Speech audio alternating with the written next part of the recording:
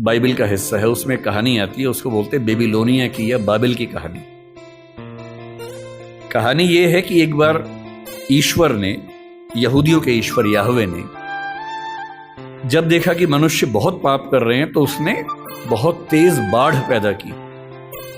ये वही बाढ़ है जो आपने आज से 10 साल पहले एक फिल्म 2012 में देखी होगी। ये उसी बाढ़ की कहानी है।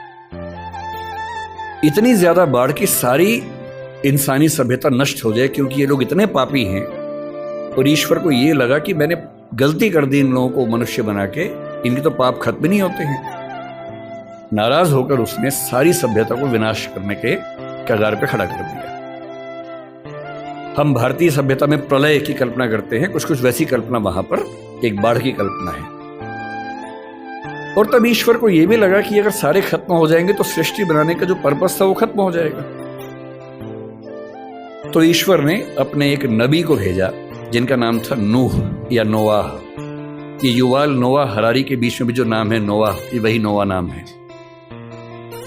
और उनसे कहा कि तुम जाओ, जितनी भी स्पीशीज है उन सब की एक एक पेड़ को बचा लो ताकि सभ्यता को फिर से शुरू कर सके। तो नोआह ने एक जहाज का निर्माण किया, पानी के जहाज का निर्माण किया। सारी स्पीशीज के एक एक पेड़ को उस पर रखा, अपने परिवार को रखा और बाढ़ से बचा लिया। और उसके बाद नई सभ्यता शुरू हुई। और जब नई सभ्यता शुरू हुई तो बेबीलोनिया के राजा के मन में एक विचार आया कि अगर हम एक इतनी ऊंची मीनार बना लें कि किसी भी बाढ़ में हम डूबे ही नहीं, तो चिंता खत्म हो जाएगी। तो बाबेल नाम के स्थान पर, बेबीलोनिया का एक स्थान था, एक टावर बनना शुरू हुआ। ये बाइबल में जेनेसिस की कहानी है। टावर बनने लगा, काफी ऊंचा बन गया। पर बनते बनते ईश्वर को यह लगा कि ये मेरी शान में गुस्ताखी हो रही है, क्योंकि मैं बाढ़ ले आऊंगा उससे बचने के लिए, ये मेरे खिलाफ साजिश कर रहे हैं।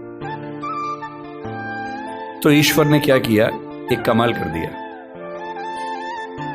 उसने उस टावर पर काम करने वाले व्यक्ति और बाकी व्यक्तियों को भाषाओं में बांट दिया ताकि वो एक दूसरे की बात ना समझ सके।